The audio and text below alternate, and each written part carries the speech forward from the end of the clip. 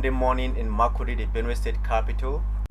Welcome to Daybreak Benue, your breakfast show. My name is Steven Abba. Here today we are going to discuss very important issues concerning the agricultural department. We're going to be sitting with our guests very soon to discuss these important issues, but then I will need to talk about quickly. Mercy. Good morning, Stephen. Good morning, Benue. Welcome again to yet another interesting time on Daybreak Benue. So yes, it's been a lot of historic moments in Benue State. Yeah. Just when the people of Benue want to celebrate this, another comes on board. And so it's just the air is full of celebrations, right? For example, now it's the Project 774. Yes, explode. With a theme enhancing gender space in politics, on the insistence of the All Progressives Congress, a national woman, a leader, talking about Honorable Dr. Mary Idele Alili, who came to Benue State, and they all converged, women across the 20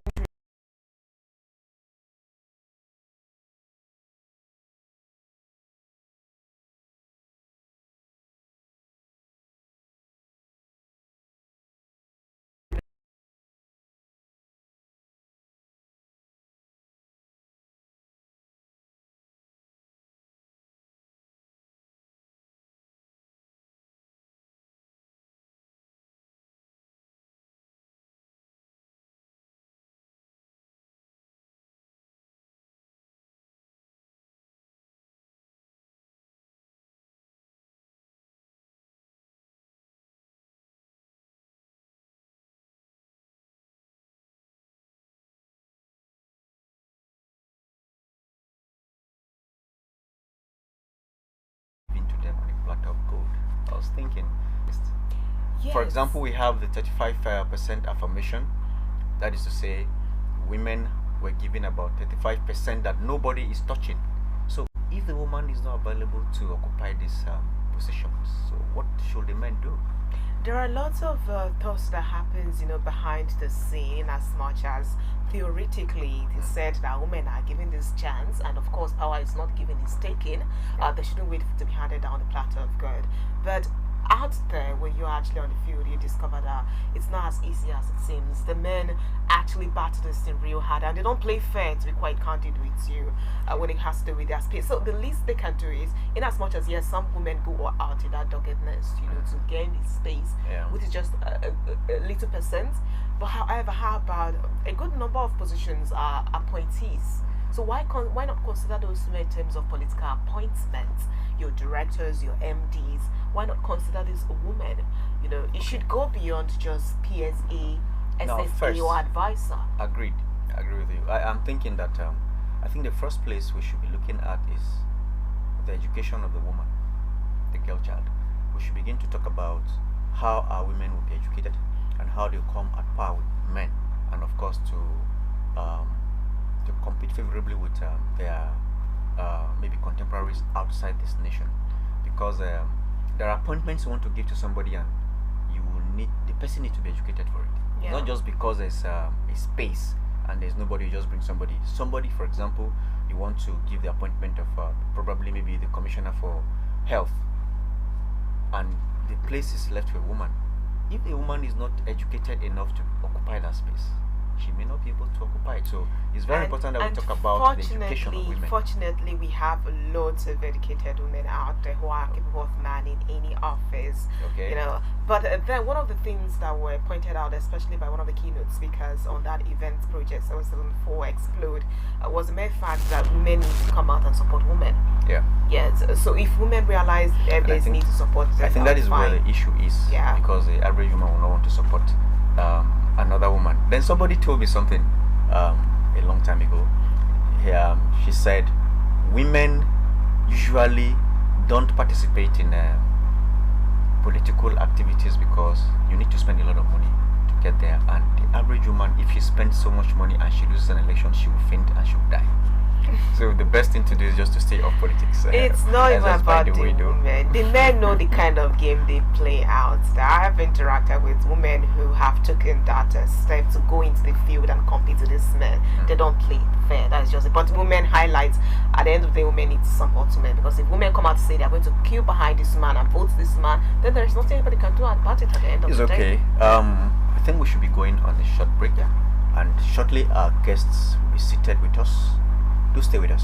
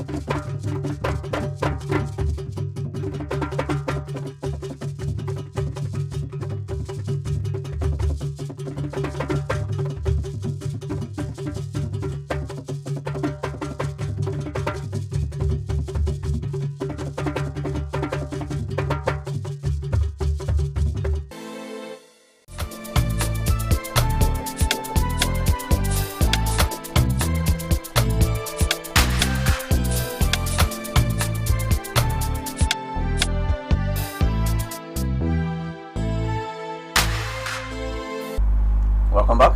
If you're just joining us, this is Daybreak Benue on Benue Television. We'll be talking about the future of agriculture, GMO seeds, the future of agriculture in Nigeria.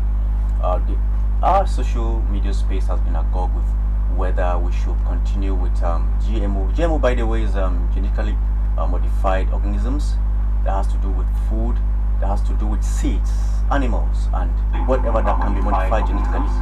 So, seated in our studios today is Dr. Alfred Ondonajimin. He's an agronomist with the Joseph Sawataka University in Makodi. He's also an investigator, the International Institute of Tropical Agriculture, IITA. You're welcome, Doctor. Thank you. Good morning, and good morning, Benue people. We'll hit the ground running immediately. We may need to know more about what GMO is. Well, genetically, GMO actually means genetically modified organisms. We also have genetically modified foods. Okay. In the same way that we also have genetically modified seeds. Now, genetically modified seeds are products of gene manipulation or biotechnology or agricultural engineering that has to do with altering the deoxyribonucleic acid, or DNA, if you like, of crops in a way that specific traits or attributes of that crop are modified to meet a specific need. The needs could be in terms of disease resistance, they could be in terms of improved productivity, they could be in terms of tolerance, maybe to herbicides or any other, inorganic product that are used on crops. So it is from these seeds that have been altered that you get genetically modified crops or foods. Okay. And then genetically modified organisms are those organisms that have had their DNA altered to meet specific needs of a seed or a crop, as the case may be. And so you use genetically modified organisms to alter the attributes or traits of seeds or crops, so that their food products may also be altered, for consumption or for whatever purpose that they have been bred. Yes. It has been a question as far as GMO is concerned, concerning the healthiness of genetically modified food. Yes. How healthy are they? Well, it's a controversial topic, frankly speaking, because the breeder will tell you that there are no health implications to an extent, whereas those in the health sector will tell you that there are also health risks.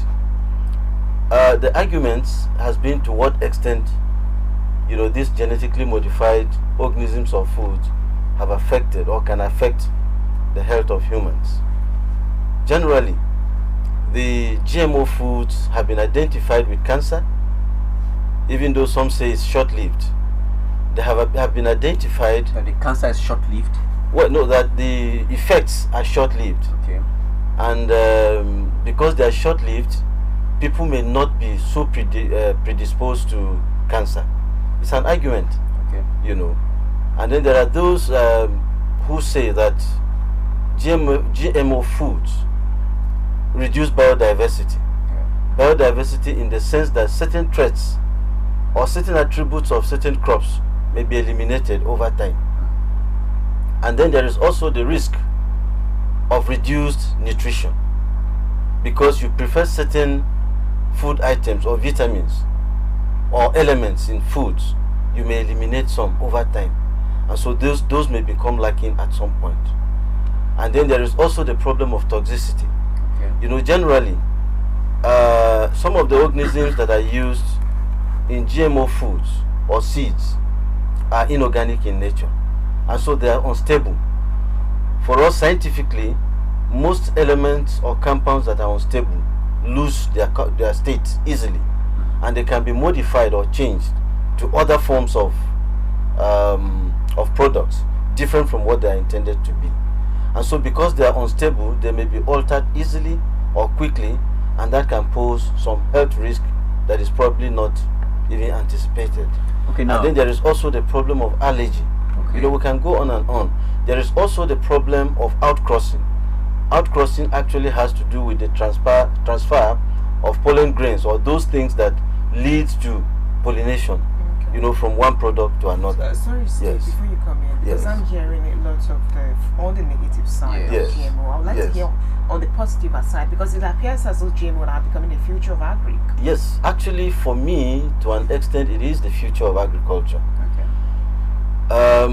The whole intention for which, or reasons for which, GMO seeds or products came into being was to mitigate either losses or even improve on the productivity of crops. Populations have continued to increase, and because they have continued to increase, there is more need for food, and there are fewer hands to produce. And so the whole idea about GMO, foods came about because there was the need to improve on productivity. And so at this moment, if you ask me, I will tell you that the positives seem to be solving the problem of food security, because food is being produced, or food products are being produced that meet specific needs of human beings. I can give you one example. The vitamin A cassava is a product of GMO, and it was brought about because people were lacking, particularly children, vitamin A, and so it was fortified into cassava so that people can meet vitamin A needs without necessarily looking for other food sources. Particularly that, for us in Africa, we are limited by the types of foods that we consume. And so, on the positive side, I will tell you the improved productivity or yields, bacterial tolerance. I can tell you that even herbicides, we have had more food products that are tolerant to herbicides or that can accommodate herbicides. In fact, perhaps you need to know that herbicides are used to kill weeds in crops. And now we have herbicides that are selective to specific crops. You know, they will not kill those crops even when you apply them.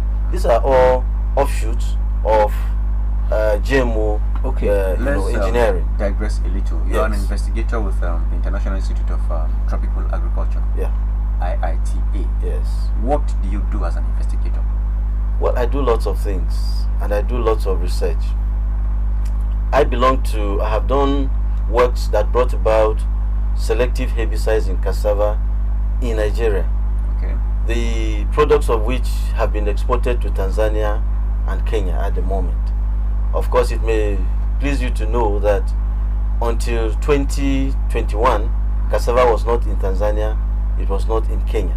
Really? And so the products of what we do, looking at the agronomies of cassava, looking at herbicides that will be selective to cassava, even in intercrop with maize, you know, we have done that has been exported to other countries of the world. Currently, I am working on the effect of climate change on rice production and even livestock in Nigeria, particularly with reference to Benue and Nasarawa states. What we're doing is to, of course, in collaboration with GIZ and the European Union, to see how, of course, that was also a culmination of the crisis between herders and farmers. And so we're trying to look at how climate change has affected rice, and then how it has affected livestock, how productivity has been reduced. And so we're looking at some of the technologies that will bring to improve, because in the first place, most of the crises between herders and farmers have been around Fadama areas or lowland areas where rice is cultivated, where there are swamps, where there are marshy areas, you know, and so whether weeds or plants remain green for a long period of time. And so we're looking also at how we can intercrop rice with other crops that may serve as food items for livestock. Okay. And so it has been part of the research that I do. Currently, I'm also looking at the eutrophication of River Benue, looking at the fact that it is becoming shallower and smaller. And so looking at the anthropogenic or human activities that are limiting the use of River Benue, that are also reducing the quality of the river and introducing weeds and even flooding, you know, around Makurdi as a state capital. That is interesting. Yeah. Now, is it also part of your job description to investigate these allegations against GMOs? Yes, as an agronomist, I do that, because every day people ask me, what do you think? You're in agronomy, so what happens? Do I consume GMO foods? Do I not consume GMO foods? So it's a huge problem that every agronomist is interested in. And so, yes, I do investigations on that. For me, in the short term, I can tell you that GMO foods are beneficial, because the truth is that we have lesser hands in agriculture, and then the crisis between farmers and herders in Africa generally has also affected food production.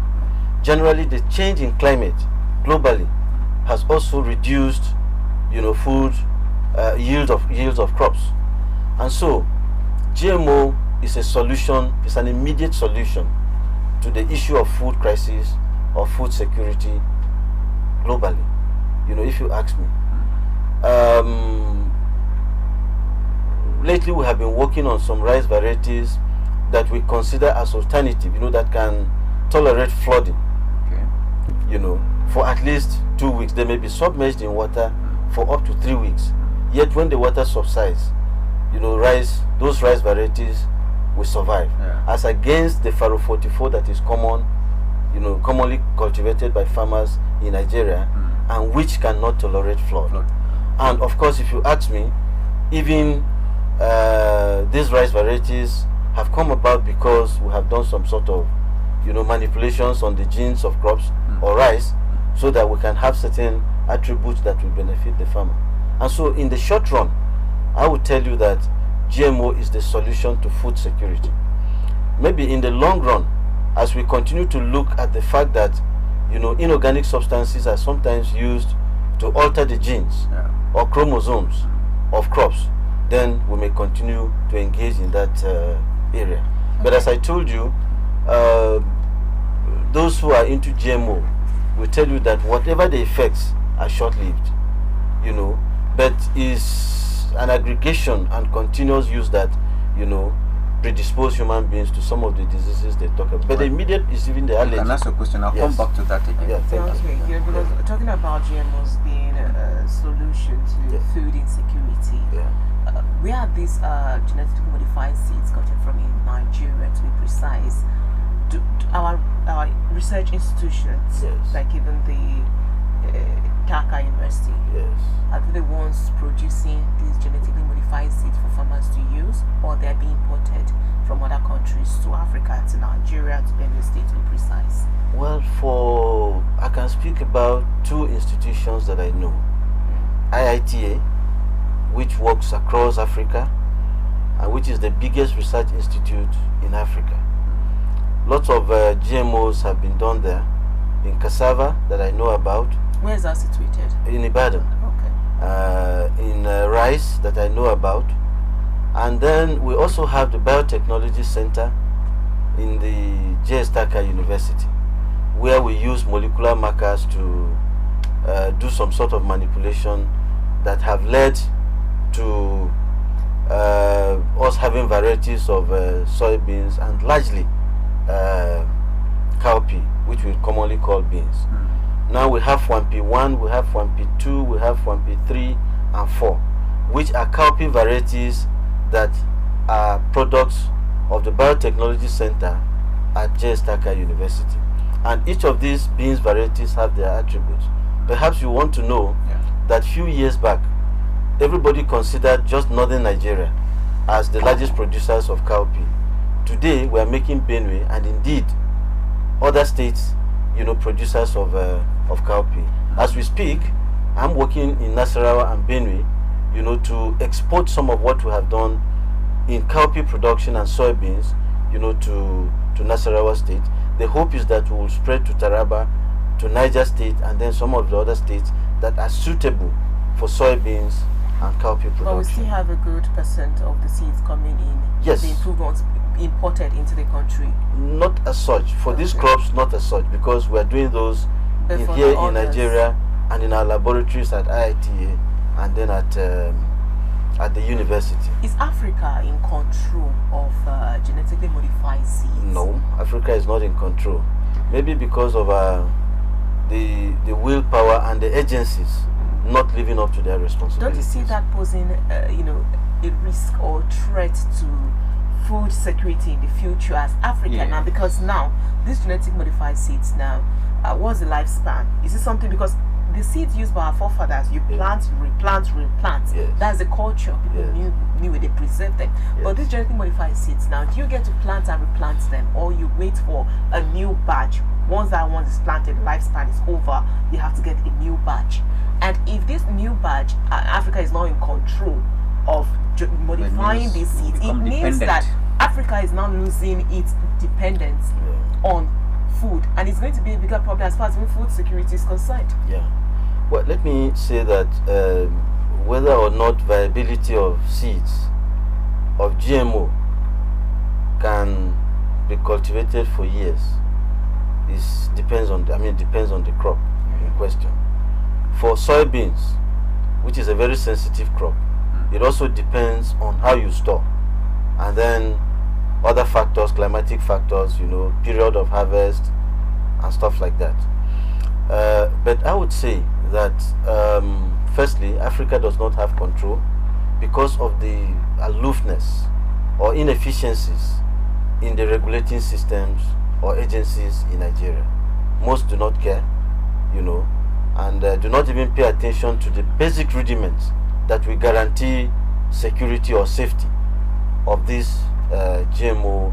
In fact, I can tell you that they don't even track, because if you go to the US, GMO seeds are tracked to the extent that you know when they have been produced, when they have entered the hands of the farmer, when they have been cultivated, when they have been harvested, and the markets.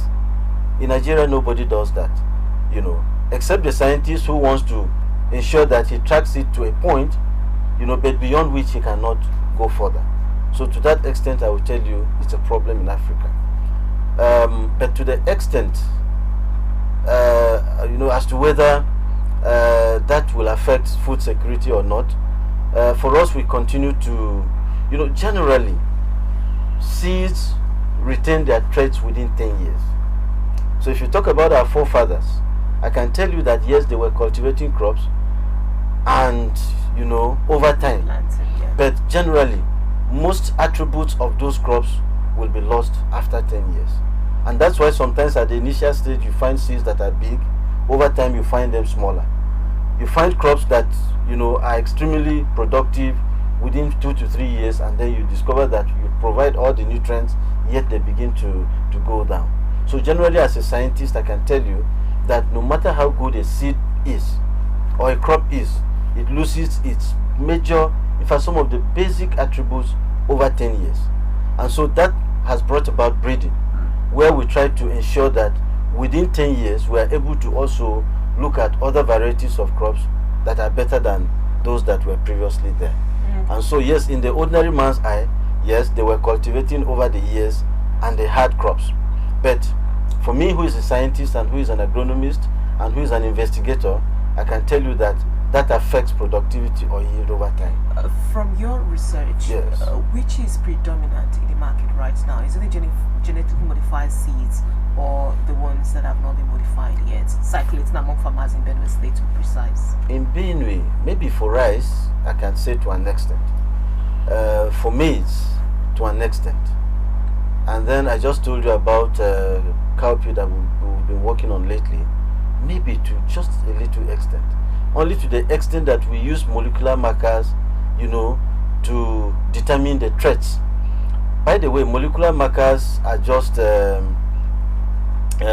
molecules from different sources, individual sources, with specific traits that form a complex to give you some major attributes of a crop.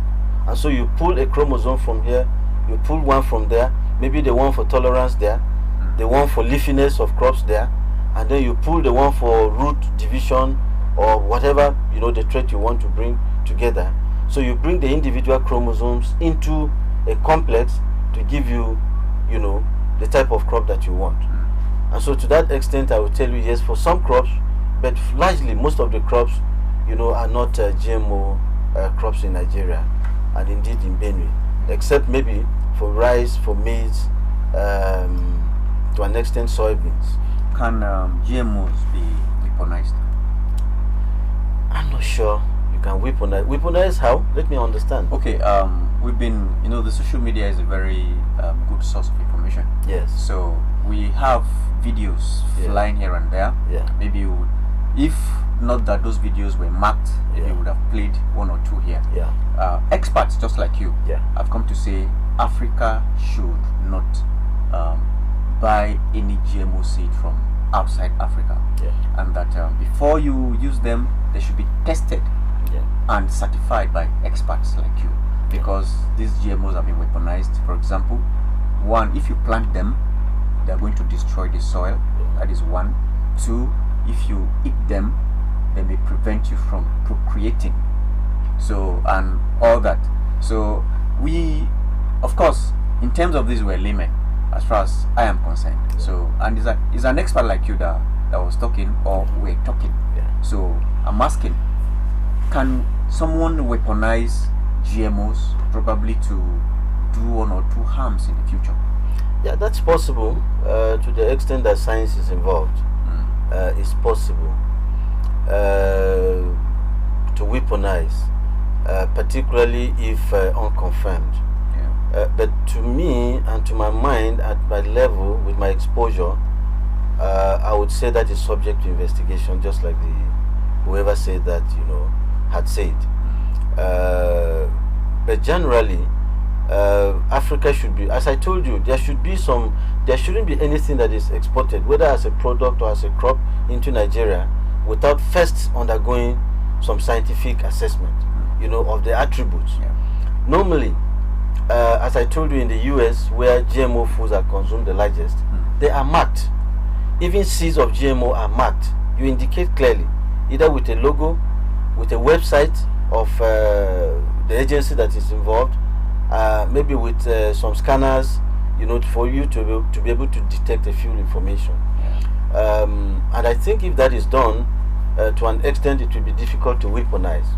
And then if the tests are run, as I said, it may be difficult. But to the extent that, but of course, I will tell you that Nigeria is a funny country where things come in, nobody really cares. The agencies sometimes compromise, so to that extent, yes, I can tell you that there will be that sort of scenario like you talked about. Okay, I don't know if you are aware of this, that some corporations very soon, in fact, they are working towards patenting production of GMOs. Yes. Some corporations are going to patent it, and by the time it is patented, it means nobody, you can only have access to it because you can have access to a particular corporation. Yeah. And by the time it is patented, nobody can produce GMO in Nigeria, for example. Maybe if they are bringing from the US, it means nobody can produce in Nigeria. It means we have to buy from outside. And the implication of this also is that it is killing our local method of farming, of seeding, the ones Mercy spoke about earlier that our forefathers were using. Yeah. So now, if it becomes a patent for larger corporations, what will be the fate of farmers in Africa, Nigeria especially? Well, I would say that I will speak now as a university lecturer. Okay. Yeah, to tell you that Well, I also want it you to is. speak It as is. an Yes, I will. investigator. I will. It is. It has been part of the problem that ASU has been complaining about, Okay. of injecting money into, the universities, Yeah. because we have competent and qualified people to do everything that is being done in these countries that you're talking about. Yeah. In fact, you are aware probably that most of the people who even do this abroad are from Nigeria. Yeah. And so we have what it takes, to do all of this that you're talking about in Nigeria. And so it still comes back to saying that if the government of the day decides that they will do the needful, then whatever patency will be local. Even though international, it will be local to the extent that it meets our basic needs in Nigeria, and will be based on what we know as Africans into research. But on the other hand, you talk about other countries doing being patents to some of these GMO food products and all that. The advantage would only be to the extent that you can trace. Probably you can also sue if in the end you discover that something was wrong with the product you got from any of these organizations. But yes, as you said, whatever they are doing over there meets their need and not ours. And so yes, over time there could be extinction. I told you about the loss of nutrition because of GMO. Yes. And so they would now do GMO to meet their own needs and probably not the needs of Nigerians. Maybe I'll give you one example where the beta carotene had been introduced into rice to prevent blindness.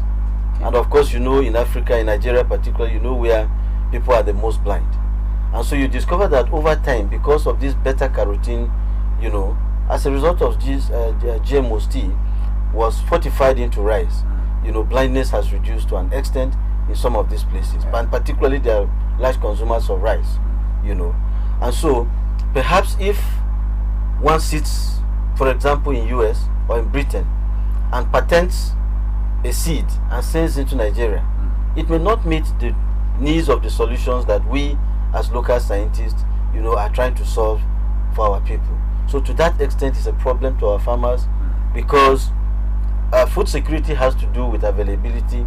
It also has to do with adequacy and then meeting specific nutrient needs. Any of this that is missing, alters the status of food security. And so yes, if there are patents coming from other places, then there is also the potential for us to lose some of these things that you're talking about, particularly with losing some of the traits that we prefer, and losing, maybe I'll give you an example of rice. Okay. Also, part of the reason Faro 44 has continued to be a big rice variety in Nigeria is because it meets the needs of Nigerians. The consumer wants to have the seeds big.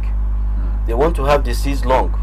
They want to have the seeds not soaking water, you know, and this for our consumers is what makes Faro 44 a big product of rice. I know that some time ago, maybe around 2017 or so, I consulted for Olam in Nasarawa State, which at that time was the biggest producer of rice in Africa, or West Africa, as the case may be. There was rice variety that was brought from Egypt, which we tried to, introduce into the market. Our farmers never liked it because the seeds were big but short, and then they would soak water, and so over time nobody really liked them. In the same way, I'll tell you about Fampi 2, our Fampi 1, which patency belongs to University of Agriculture Makurdi, now JS Taka University. Excellent variety of cowpea because it was tolerant to striga, which is the biggest weed problem or biological problem of cowpea. Unfortunately, the people in Jigawa never liked it. They liked it to the extent that it improved yields, but they didn't like it because it was not leafy enough for them to feed their livestock, and so that brought about Fampi2 and stuff like that. These are things we do locally, which the man sitting over there may not be able to do in Nigeria, and so at the end, the needs of the farmers may not be met, as you said, and then at the end, some will be discouraged, and so may either work out of agriculture or maybe revert to those that are not so productive. For us, we continue to say that farming has become a business, and so for every farmer who cultivates a crop, he should have enough not just to feed himself or the family, but also to meet other basic needs of education, health, clothing, and the rest of the needs of human beings. My concern majorly as far as GMO is concerned is about the future of Africa. Yeah.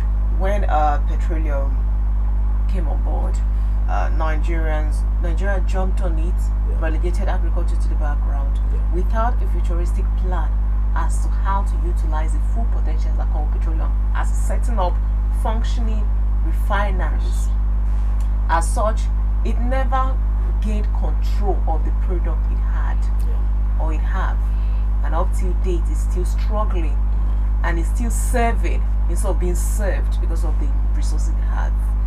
And now conversation is on the pipelines to see how agriculture can become the mainstream again, or one of the major streams in Nigeria, in Africa, or Nigeria to be precise. And here we are now talking about genetically modified seeds without yet control of these genetically modified seeds. Will Africa ever gain its dependence? You'll be answering that question. We are due for a break right now. All right, thank you. You can join us on our social media handle as we proceed forward. Ask your questions, participate as we go on a break. Do stay with us.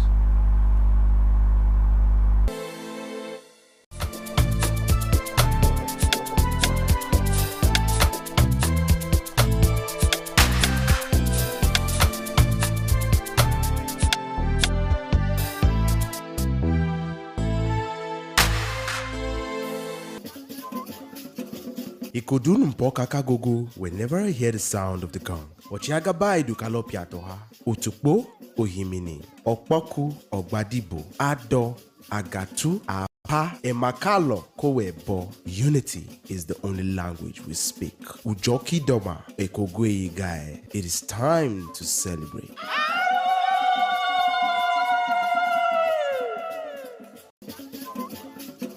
Ikodun mpoka kagogo whenever I hear this.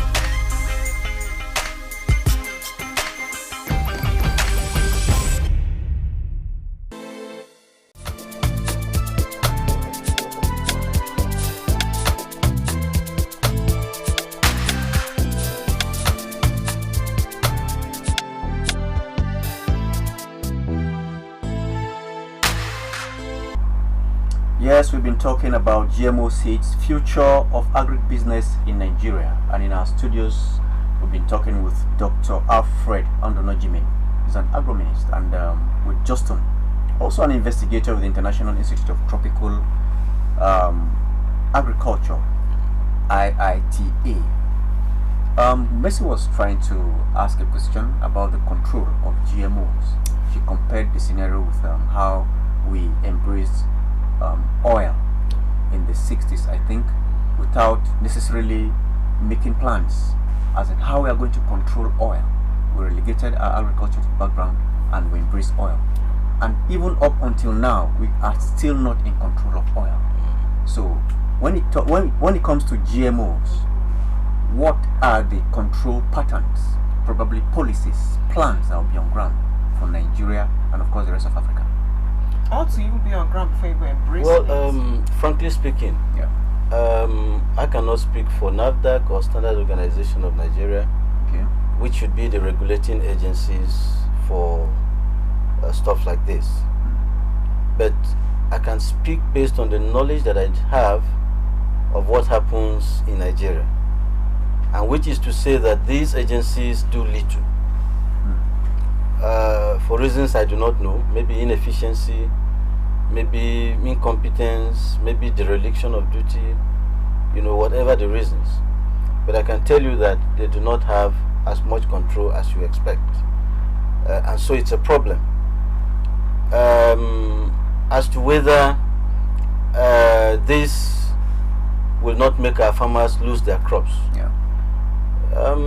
to an extent they will, particularly bearing in mind that for every new crop that comes and has higher yields, our farmers tend to want to adopt it, and relegate the ones that they already know about. It's a problem, because the moment they come into the market, and of course perhaps you want to know that the agro dealers are not even, I'm not sure they attract, and so whatever anybody brings to them, they market at the expense of ours that is local, and they speak about the advantages of the new product much more than some of the ones that exist, most times without even having sufficient knowledge. So to that extent, I can tell you it's also a problem. And so if we must embrace GMOs at the pace or rate I know Nigeria does its things, then the agencies that regulate must be up and doing. Otherwise it will be a problem. For us as researchers, for every new crop or seed that comes into the market that we know about, we certainly run tests. The unfortunate thing is that we keep them on the shelves because the government and even some of the institutes that should be interested in what we do, would not want to compromise their businesses, as against other places or climes where you have people, even agencies sponsoring specific research, either to accept or agree with what they have done, or maybe disagree, and so that there can be shifts. That doesn't happen in Nigeria, and so to an extent is a problem. But ultimately I can tell you that the agencies that regulate are the biggest problems that we have in ensuring that we meet the local needs of our crops, in the same way that we do not introduce crops that are alien or seeds that are alien to our country. That happens. Some few years back, some guy in Asia brought a herbicide for me to run tests on, to look at the efficacy, whether on broadleaves or on sedges or grasses. And simply, I think I didn't like the terms. Firstly, because I didn't see NAFDAC being involved or any other agency, and I said, hold on, let us discuss. To my surprise, I saw the product in a shop being sold, and so that's the biggest problem that we have, and that's the frustration of an ideal researcher like me, who is almost helpless. Unfortunately, you may report that, but you are never sure where it goes. Okay. The beauty of it is Africans are always open to pointing out the problem. Yes. It is facing the solution head on that is always that becomes now the problem. Yes. People have very high expectations with the then University of Agriculture, now Joseph Sawan Taka University. Then you equally have SEFTA. What are they doing to secure the future of agriculture in Benue State? For University of Agriculture, for Joseph Sawan Taka University, we're doing a lot. I just told you about the cowpea varieties that we have patency for. We're still working on other ones currently. I just told you about the rice varieties that we spoke about now. In fact, even as I speak, I'm already trying to establish some tests, on rice in relation 3 rice varieties in intercrop with some other crops, and even keeping fish alongside, as a food security measure in the light of the current climate change situation. So we are doing a lot. Some of the agronomies, in fact, I told you about cassava and what we did of determining agronomies. In the past, our people will plant cassava the way they wanted, space them the way they wanted, without looking at the population, because to an extent, the population per unit area determines the yield. And so, as a university in collaboration with IITA and other countries, we looked at agronomies and we have tried to sell to the farmers the spacing, whether inter-row or intra-row, that can give you the best possible population, without compromising yield. I told you about what do you call it, TME 419 or 419, which our farmers prefer to call 419, which is a product of our research in collaboration with IITA. Indeed, the 419 was a deliberate name because we knew that cassava will have branches and so many leaves and all of that for it to yield. But this variety that we brought would not have branches. It will not be as leafy as the other varieties that farmers knew about, yet the yield will be so high. And so we said you may look at the stem and the root will be 419 to you in the popular balance of deception. So do not look at the stem or the leaves, but the roots. So for us that was it. We are working on different crops. I'm aware that the current Vice Chancellor is working with Israel, to bring greenhouses where we can run,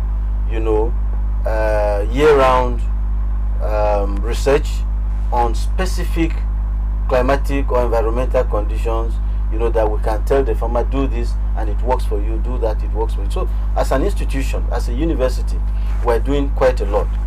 Part of the mandate was to produce seeds for North Central Nigeria, which we are doing and we'll continue to do. And then of course we have continued to collaborate with other international organizations, to see, you talked about SEFTA, CIPES, which is a World Bank sponsored project, So these are some of the for us the biggest problem is funding. We are full of ideas. Who gets to fund this? It's the government. State government or federal? No, the federal government ought to fund. But generally they do not fund, or they give very little, not to do so much. Otherwise I can tell you that I'm a local man, but I have done international collaborations. I relate at the highest level of research in my area, and so I'm an international researcher, and so whatever I need to do for Nigeria, of course, because I live here, I would do, because either myself will eat, or my own child will eat, or a relation, or any other person that I know or even do not know. And so my pride, for goodness sake, is to the extent that I have been able to impact on society. Now, to what extent are Nigerians aware of GMOs? Yeah, they are, to an extent. Maybe 30-40% of Nigerians should be aware of GMOs. Okay, now, your institution, yes, IITA and Justin, yes, is it possible to produce seeds, yes, and other organisms, yes, for the whole of Nigeria, not necessarily having to have partnership with international biotechs? If we have the funding, nothing stops us, because we have, and then we have the laboratories well equipped. Nothing stops us. What else do we do than research? We interact with people from other climes. It is not unusual of a researcher to sleep in the laboratory, even for days, to accomplish what he intends to do. And as I told you, the mandate was for North Central Nigeria. Yeah. So imagine that we have the fundings. What stops us? it is in the inadequacy of funding that we tend to collaborate. In fact, the cassava weed management project that I told you about was sponsored by Bill Gates. And then we have other projects that we do that are sponsored. The climate change research that I'm working on currently is sponsored by European Union and the German government, under GIZ in our institution. But if we have other organizations, corporate organizations, funding, nothing stops us. So what is your take on this allegation that international corporations usually, because of the corrupt tendencies of countries, liaise with governments, and it will look as if this funding cannot come from within. It has to come from outside. These are the allegations. Well, those are allegations, as you say, they have not yet been proven. But I can tell you that... So are they possible? Are these allegations possible? They are possible. They are possible. My worry, frankly, as I told you, is the fact that government seem to be paying lip service. We have the resources. She spoke about oil and the huge sums of money that come from oil. Maybe just a few weeks back, the current emir of Kano was still talking about the fact that NNPC has not been audited in the last 20 or 30 years, or maybe from inception. Yes. And so you do not, for every other country that produces oil, whatever crude that comes out of it is metered and measured. It is only Nigeria that remains the country where nobody knows the quantity of crude that is sent out of our oil. Only Nigeria. And so, how do you regulate? How do you know the amount of... So, they simply tell you this is how much we have got. And everybody takes it. And everybody is afraid to audit because, of course, it's a conduit pipe for those in government. So it's a problem. In agriculture, frankly speaking, you just spoke about Ukraine. For goodness sake, why should Ukraine export wheat to Nigeria? Even in the midst of crisis? In the midst of crisis. Why should they? Today, Israel is self-sufficient in food. How much water do they have? As against Nigeria that has River Benue, River Niger, and the Atlantic Ocean.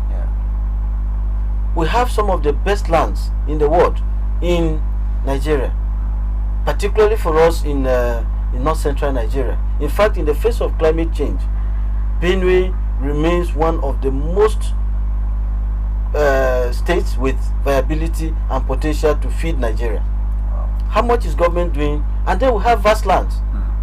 Some of the places where, if you go to Kwande, where the Fulanis and other, or so-called, not the Fulanis, let me say, the herders are fighting farmers. There are vast lands that can be exploited. If you go to Gwe East and Gwe West, there are vast lands that can be exploited for agriculture. Because I know places that have not been cultivated in the last 50 years in Gwe West and some parts of Gwe East. Because I go around the villages. Places that have never been cultivated before, that have expanses of over 10 hectares that our government can exploit for agriculture. Nobody is doing this. And then we speak and people tell you that we hypothesize as academics and stuff like that. So I'm as worried as you are. I'm as angry as you are, because I know. Perhaps if I didn't know, I'll not bother, but I know. And in the since 2017 to date, I have been to every single local government in Benue, and I also see the potentials of each of the local governments to specific crops, in Nigeria. But who cares, really? Okay. Sadly. Away from that, let's talk about preservation. Because now that it appears as though genetically modified seeds are the future of agribusiness, what are the plans to ensure that the ones that Nigerians are used to, the ones that are not genetically modified, are being preserved?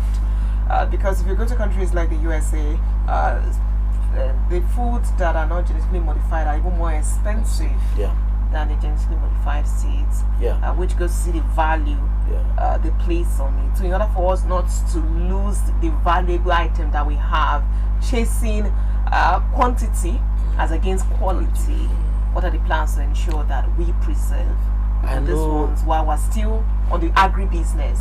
We maintain the agriculture. To the best of my knowledge, it's only IITA that is still preserving. 2 months back, I think sometime in May, really, I think the first week of May, I was there. and I was able to access their gene bank, and I saw them preserving, almost every other crop that is cultivated in Nigeria. The so-called yam bean that our tea people call ahuma is still preserved there. And I was engaging the head of the lab as to how, of course I was telling him that this yam bean is becoming extinct. And it's a delicacy, particularly for us in Benue, where people could feed on it in the morning and be there, drink water the rest of the day. And I was asking him what they were doing to multiply, probably also promote. I didn't like the answer because for now nobody really is thinking about research in that area. And I gave him an assignment, maybe a question, a poser. I said, why don't you think about, some collaborative research, maybe finding the funding for it so that it can come back to, particularly for those of us in Benue. And I see it as a solution even to the hunger that we have in the land today.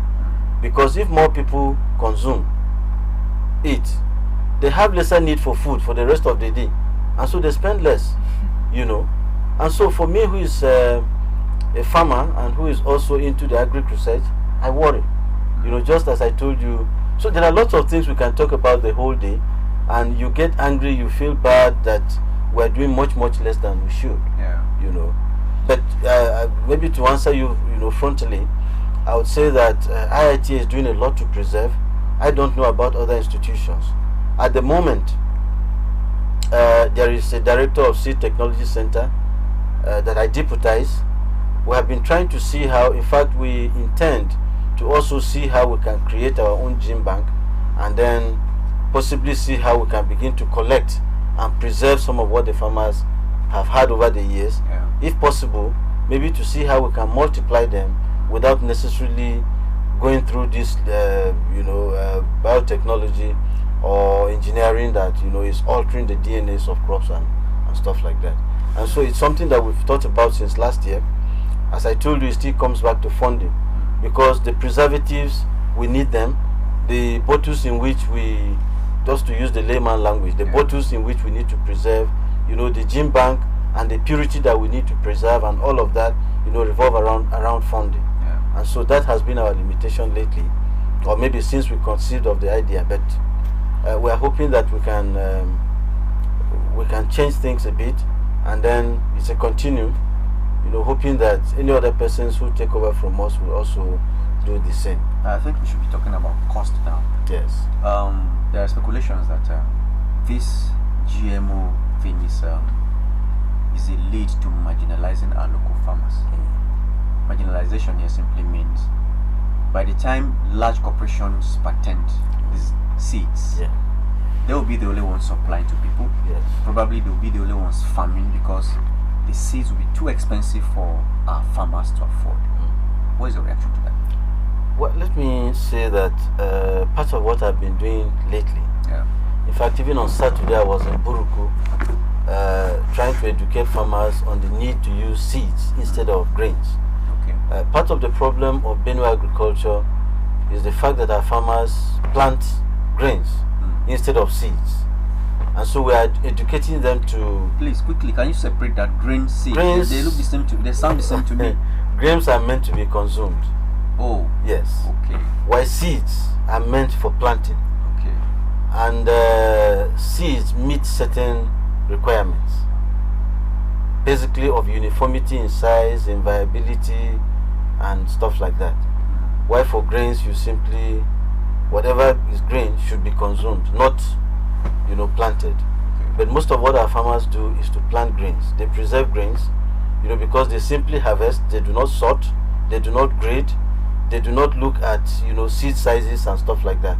And so they simply preserve and plant the following year. And so we have been trying to educate our farmers on the use of seeds instead of grains. But the good thing also that I can tell you is that our farmers know how to reject what is not suitable to them. And so that may survive for only a while. After which, after 1 or 2 years, I just told you about our F1P1, cowpea variety. Because if you want to talk about striga, go to the Jigawa state. It is in Jigawa that you have all the striga the most virulent striga that you can talk about. By the way, striga is a parasitic weed that feeds on the roots of crops that are supposed to be host to them.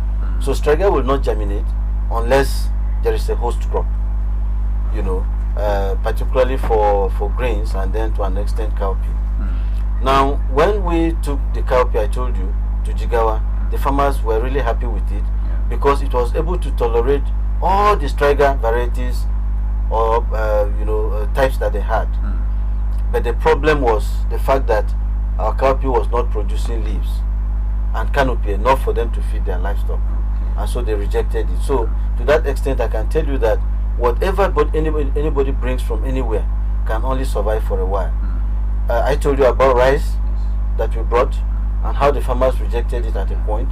Our farmers know the CP and the names that I think women know these ones better, you know, because they cook rice more. They are more in the kitchen, and so they know what they like and what they do not like.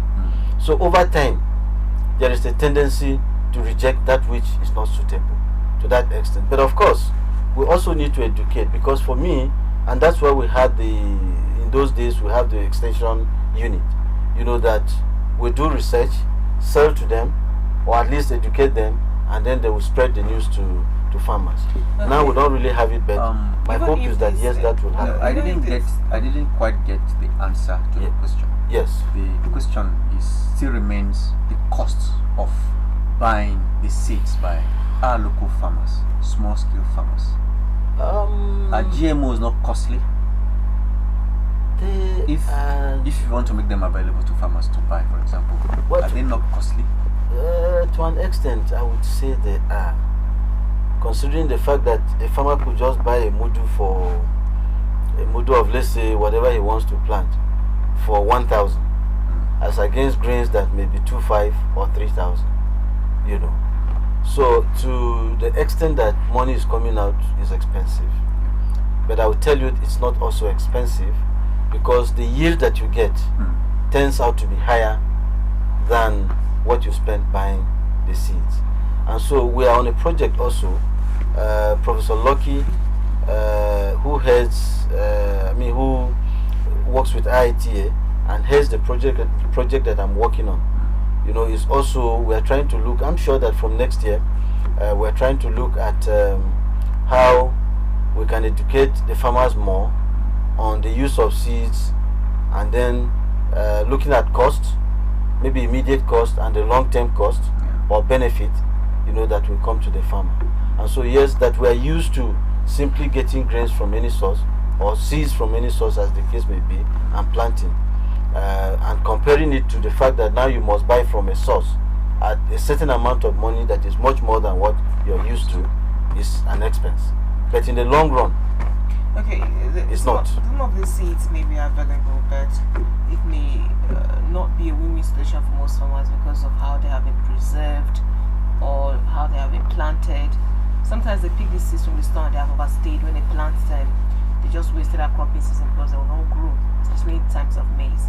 So talk to users a few minutes to talk to the farmers on how best to preserve these seeds, how best to plant them, the genetically modified ones, that they'll be able to get that desired yield that is seek. Generally, I will tell you that for you to have seeds, allow the plant to mature.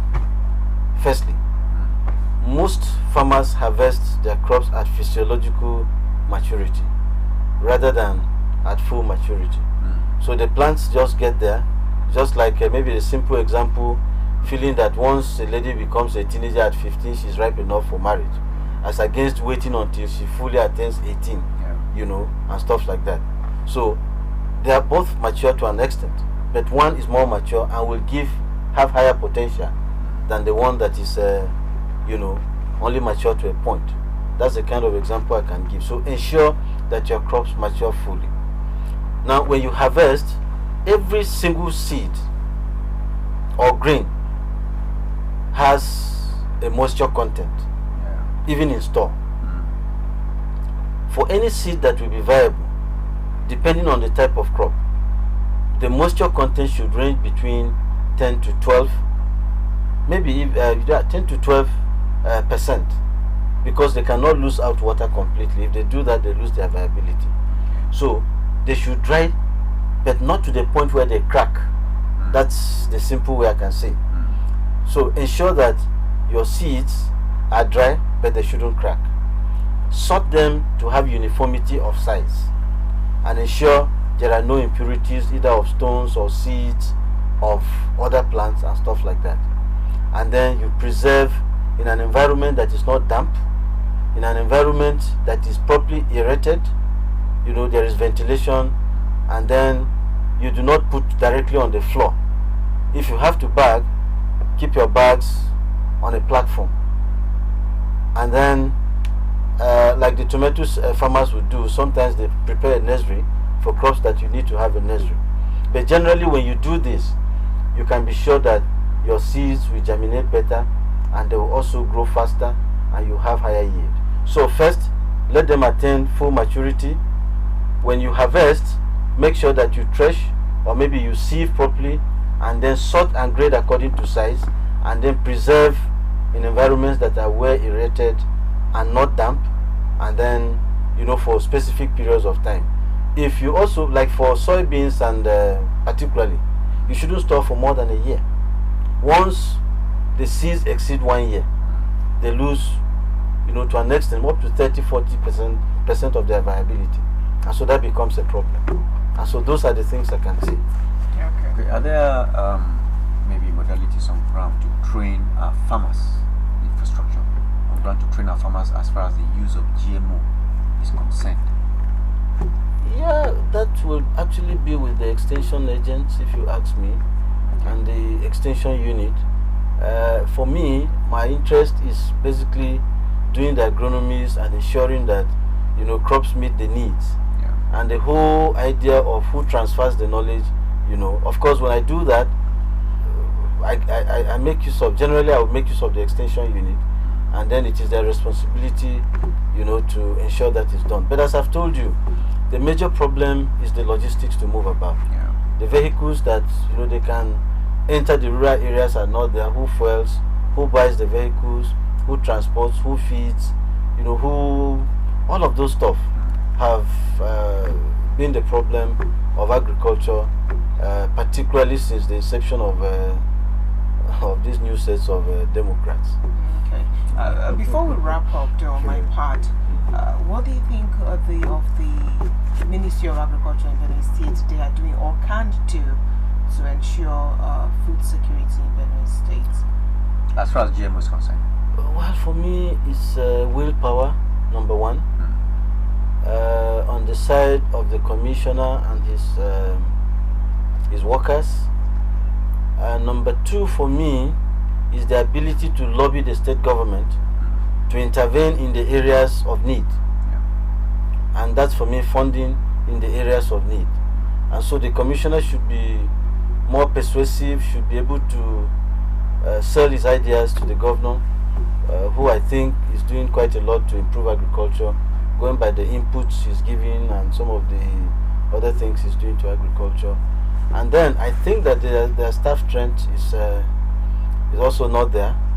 I think there's need to also ensure that they have competent staff, at least in adequate number, to be able to reach out to the communities, the rural areas where the bulk of our farmers live.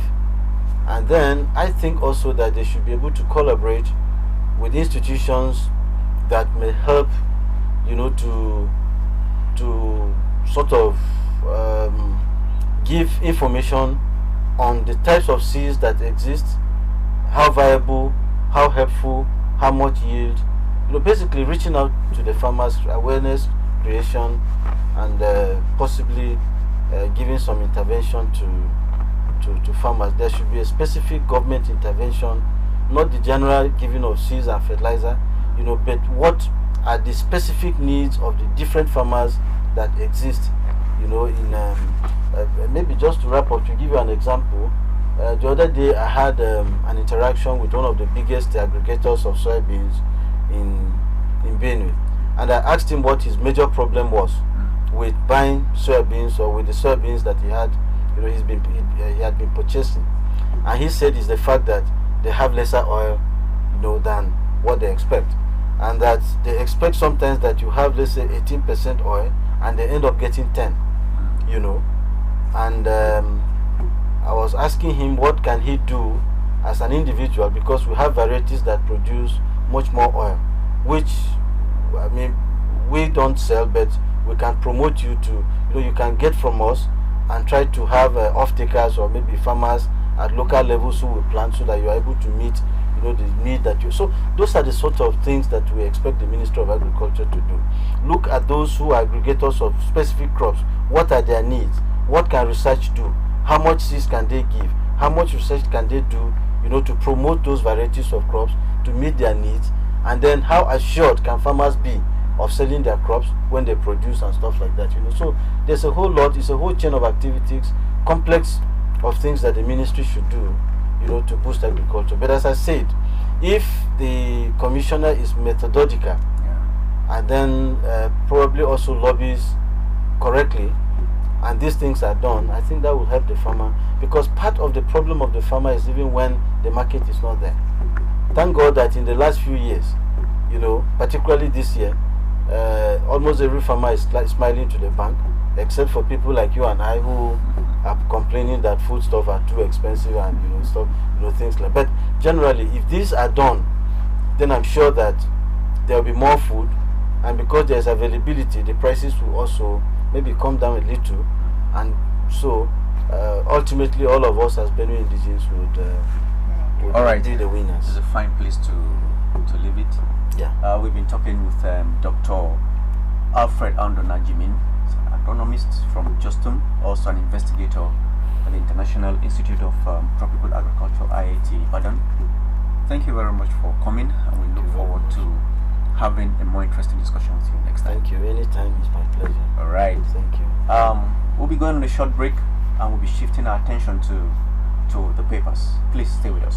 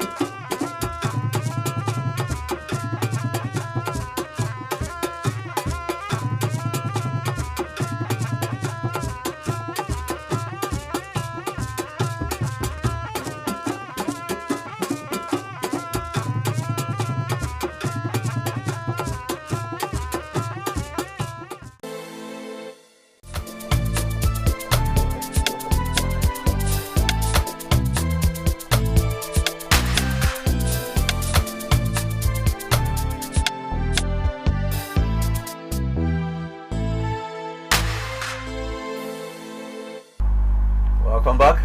Now we are shifting our attention to the papers, and our first choice here is Vanguard. The screaming headline here says, Agni as FG's retirees grown under 230 billion naira pension arrears.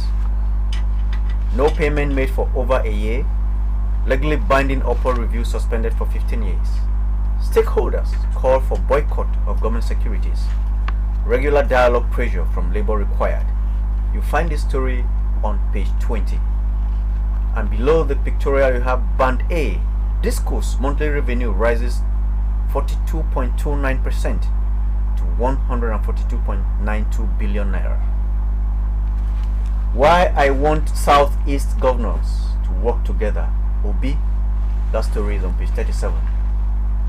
Exit of multinationals, opportunity for domestic industries. Manufacturing Association of Nigeria. The story is on page 22. Let's shift our attention to the next week. Alright, we're now moving over to leadership, and the lead story here says Benue boom attacks. Nigeria won't slide into era of fear.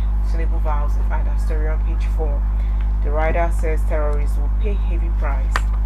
Let's not return to theater of terrorism. Article warns.